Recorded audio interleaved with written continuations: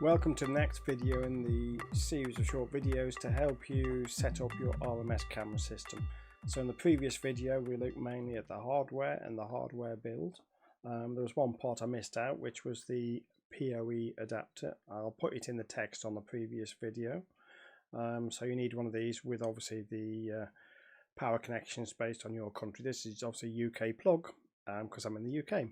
But you'll need one of these as well. So what we'll now look at is how we can configure the camera to get it to talk to the Pi in the default setting. If you need it set a different way, then it's probably best you ask in the forums, where we can give you one-on-one help depending on exactly what your setup is. A lot of people have a lot of different setups and we can give you individual advice on that. So we're just doing the standard build that the normal operations of these cameras would be set up to. So the problem we have is the cameras, the software in them is set for CCTV operation and not necessarily for meteor detection. And these are IP cameras, which means they have an internet protocol address, which is how the Pi sees it. It looks for it on your network based on its address. Now the cameras come usually by default with an IP address of 192.168.1.10. There's two ways of doing this depending on how your network is at home. So whatever your LAN setup is at home will vary how you can approach this, and it depends on what IP address range you have on your LAN. So if your LAN is using the IP address range 192.168.1. and then the last digits, that is quite an easy option. If your IP address range is anything different, you may use 0.1 and so on, or 10.1 or 20.1 or whatever the setting is. If you have anything other than 1.10, you have to play around to get the camera to fall within the right IP address range. So I've got my laptop set up at the side of me. We'll flick to that screen in a second. And what we're going to do there is we're going to use a program called CMS. Now CMS should hopefully be in the link below if I remember to do it. If not, of course, please tell me and I'll make sure the link is there. Now it's a specific version of CMS that seems to work well on this. And what we're going to do with that, we're going to get it to look at the camera and then just change the IP address of the camera to be within the range that the Raspberry Pi by default is looking for. Once we've got the camera in the correct IP range, we can use the Raspberry Pi to easily set it up to do all the brightness settings and so on that we need to do. So what I'll do now, I'll fire everything up and then we'll come back and we'll have the laptop screen to start the setup for you. Okay, so hopefully now you can see my laptop screen below me here. And I've gone into the settings. I'm running Windows 11 Home on the laptop, and I've gone into the settings, gone into network and internet. Now my laptop has a Wi-Fi connection and an Ethernet connection, and what you need to be able to do is to have an Ethernet connection on your laptop, and you need to configure that so that it's in the same IP range as the camera module when you buy it as default. So I haven't done this for a while, so if I make a few mistakes, please bear with me. So we'll go into the Ethernet settings now. Now if you look here, the IP assignment is set as automatic. Now that won't necessarily fall within the correct range, what we need to do. Now the laptop's connected via Wi-Fi to me, so changing any of this should not cause any issues. So we'll go into here and we'll edit this, and we're not going to allow it to be an automatic IP address range. I'm going to turn on IPv4 and I'm going to give it an IP address of 192.168.1. I'm going to call it 1.1. I'm going to do a subnet mask, which is standard 255.255.0, and the gateway I'll put as 192.168.1.1. I think it'll let me. In fact, what we'll do, we'll give it an IP address of 5 at the top. We'll say the gateway is 1, and we'll put a DNS, not that it needs this, 8.8.8.8, which I believe is a Google. So we'll save that, and hopefully it doesn't fall apart. It's giving it a manual IP range on the Ethernet port of 1.5. Therefore, when I plug the camera in, hopefully because that's 1.5, it will see the camera that's 1.10. So we can leave that for a minute. What we can do is bring up a command prompt, and we'll open that, and we'll try to ping the camera 192.168.1.10. Now if it sees this, I'll be really surprised because the camera's not connected and it's saying it's unreachable. Excellent, exactly what I would expect. So I've told it to stop. So there we go, it's saying at the moment there's no camera connected. So what I'm now going to do, as I disappear off down here in a second, is I'm going to plug in the camera into the PoE side of the PoE connection, and then the other side, which says data, a cable, Ethernet cable, will go from there straight into the laptop. Hopefully then it will see it. So if you hear some swearing, it hasn't worked. Now it does take it a short time to get the information set up, so I'll give it 20-30 seconds maybe, and then what we can do is we can try to ping it again.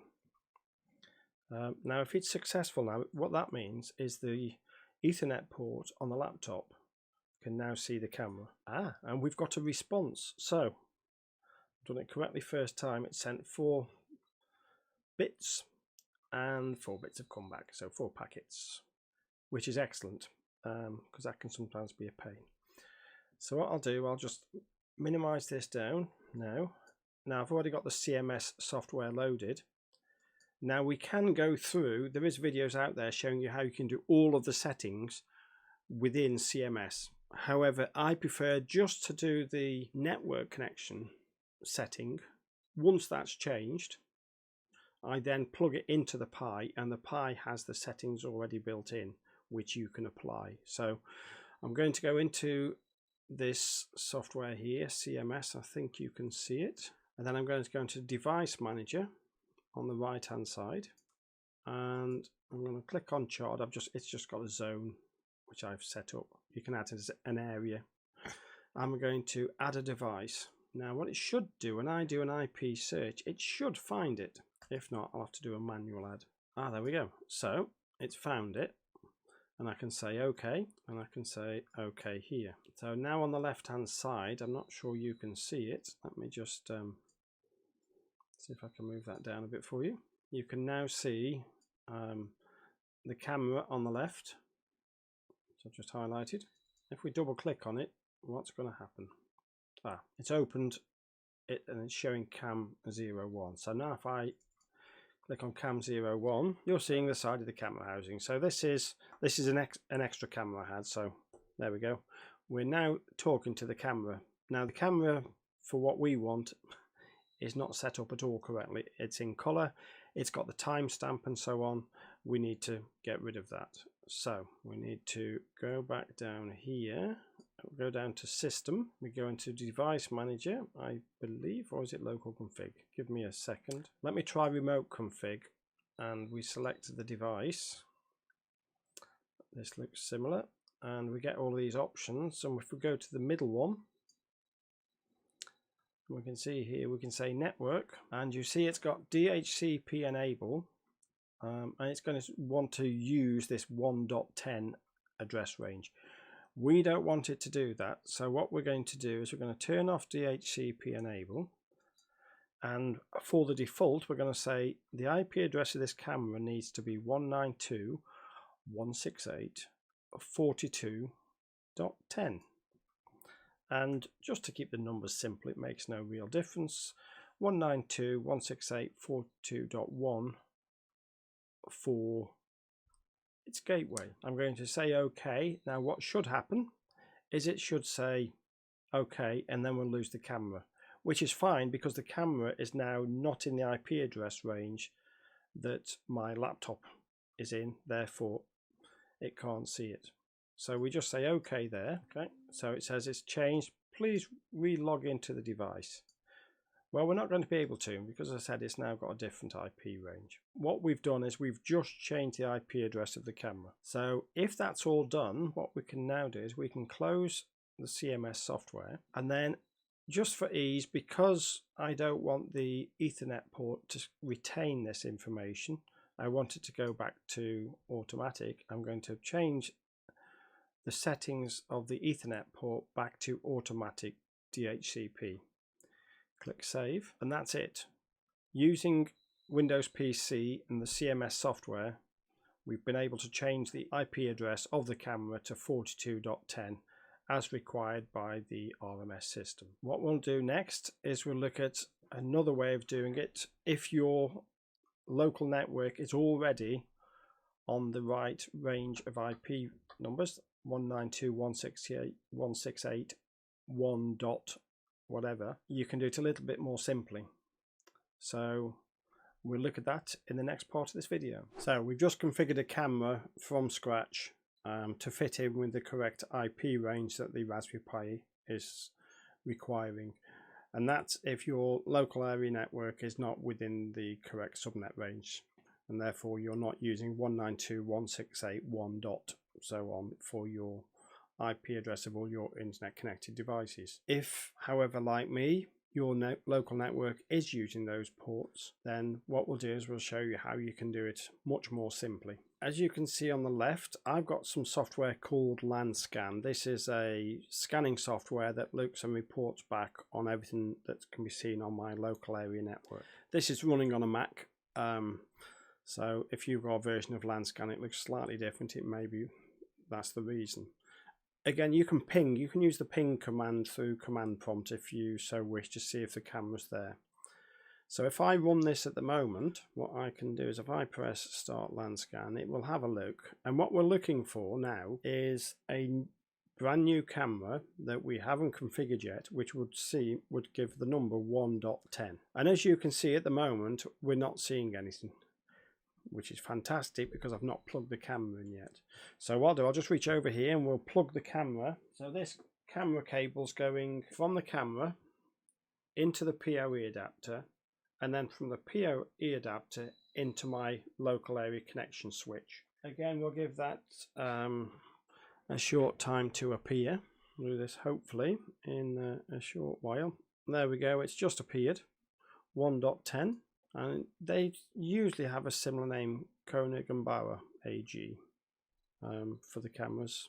There we go. What that's showing is that that camera at the moment is in its default state with its default IP address, which of course we now know is no good for what we want. Now it's on the local area network, we have what I believe is an easier way of setting it up, but it does require you to have your Raspberry Pi software installed first.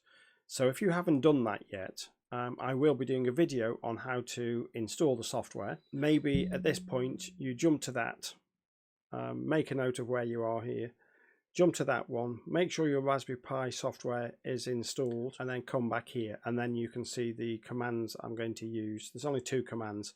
One sets the correct IP address and the other one will do the correct parameters for the camera. So if you want to disappear now, I will get things set here ready for the next step. Okay, so the camera is plugged into my local area network now with the IP address 192.168.1.10. We've used LANScan to verify that it's seen on the network. You can use the ping command as I used previously, just to prove that it's there. Now within the RMS software that hopefully you've now got installed, there's a number of commands. Now you don't ever need to remember these. Once you've used them once, that's it. You tend to not need them again. What we need is the command that's going to set the camera address, or the camera's IP address. So you can see it there on screen, and it's Python space -m space Utils.SetCameraAddress space. Now it is case sensitive, all of that. I will stick that in the description below in case you wish to copy and paste. So we've got the Python-m Utils.SetCameraAddress, and then you put a space, and then you put in what its current IP address is.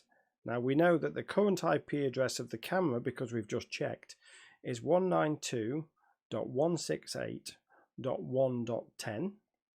So it tells you to go and find that camera. Then you have a space, and then you put in what you wish the camera's IP to be. So here, because this is what we need for the default, is we put 192.168.42.10. Again, I'll put this in the description below. When I hit enter, it's going to tell me, are you sure? And of course I'm going to say yes, because apparently I know what I'm doing. So it will say it will appear to hang for several seconds and then should print the new address. Quite often this sits there for ages and ages, and then you just give up and close the window and you find out it's done the job. So we'll give it a little bit of time. It literally takes a few seconds. I tend to leave it 20-30 seconds just to make sure that it's not totally forgotten what it's doing. Once it's done that, I'll just close the window. I've never had problems with it before, but if you do, apologies. Now that that's closed, if I was to run the land scan again, it's going to say I can't find it. Now what I need to do is I need to go and change the wiring. So I need the Raspberry Pi to now plug camera PoE Pi. I'll go and plug that in and come straight back. Okay, so I've now plugged in the camera, so it's now plugging via the PoE into the Raspberry Pi. Now it's looking good, because down on the right hand side here with my conky desktop, which is usually installed on your Pis now, it's telling me the IP on Ether1 or on the Ethernet port, it's got a number and it's showing some down and up signals, which means it's trying to do something. So that hopefully means that the camera is installed. So if we now do show live stream, this will tell us if we've configured the camera's IP address correctly. And there we have it. It's actually stuck inside a housing looking the other way. So we can see we've now got the IP address correct. So what I'm going to do now is, with this show live stream, you have to show, if you close this window, it keeps popping up. So you need to close the RMS show live stream window, which then closes that one. So that means that the IP address is set. However, the camera is still set, believing it's just a CCTV camera. So we need to open a terminal window again, and the command we need this time is, hopefully you can see it there, it needs to be scripts/RMS_set_camera_params.sh space and then the IP address of the camera, which we now know, because we've just done it, is 192.168.42.10. So we hit enter. Again, I'll put this in the description below so it's there, and it will say, if you haven't configured the IP address yet, just don't continue. But we have, so we press a key and you can see it's going down, it's doing all strange things and different settings to hopefully make it so that it now knows what it's supposed to be doing. It's on the hunt for meteors and not for somebody coming to burgle your house. You can do a lot of this in the CMS software in the earlier part of this video. See how much easier it is if you just do it from here. So it's now done that. Now the only problem you have is if you try to view it again, it won't show it correctly, because now those settings are done. Again, I always give it, after it, with this, once it's finished, I give it, several seconds, 10 seconds maximum really, and then you need to power down the camera and then power it back up again so that it takes on the new settings. If you don't do that, it seems to never want to set up correctly. So I'll just do that now, and then we'll fire up the live stream again and see what it's done. Okay, so I've disconnected the cable from the camera itself, left it a few seconds and plugged it back in. It's looking good because the Ethernet port status in Conky is showing its IP address again. So what we'll do is we will close this terminal window down because we don't need that if everything's worked correctly. And we'll do this show live stream again. Double click and we execute in terminal. And there you go. It's massively out of focus because we've taken the lens off, of course, and not put it back correctly. And this one's still got its dust cap on. But what you can notice is it's a much smaller window. There's no numbers to say the date and time. And it's in mono. So what that means is the camera is now set. The only thing you need to do is to stick it out of the window one dark starlit night.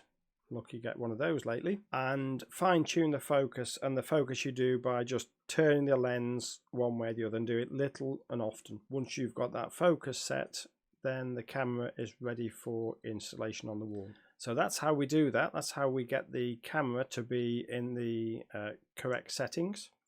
And what we'll do is we'll just go to the terminal screen if it wants to work. No, it doesn't want to. However, what you'd normally do is you close the terminal show live stream window.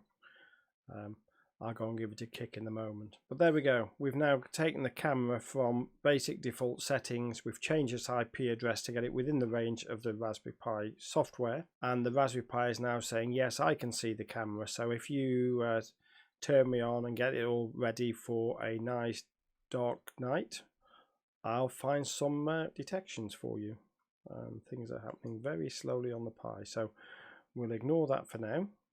We'll pretend it closed perfectly, which things never work quite as you hope. And I think that does us for the setting up of the camera. So we've now done all the hardware side of that. The only other hardware really now is the setting up of the Raspberry Pi software. So, oh, it finally popped up and then disappeared. Let's see if we can. Doing this remotely whilst it's streaming just takes a little bit of network speed. So if you have a screen installed, it's easier to do it directly on the Pi. However, we don't need to worry about that. I should just get rid of that down there. So yes, hardware and camera settings all done. The next video will be looking at the Raspberry Pi and how you install the software. Hopefully that goes a bit smoother than this one. This one wasn't too bad, I don't think. Again, if you've got any comments, any questions, any suggestions how to make things better, or how you don't particularly like something and think we should do something else, we're open to any suggestions. Do let us know, and we'll try to incorporate it in future videos. So at the moment, I'll leave that with you, and bye for now.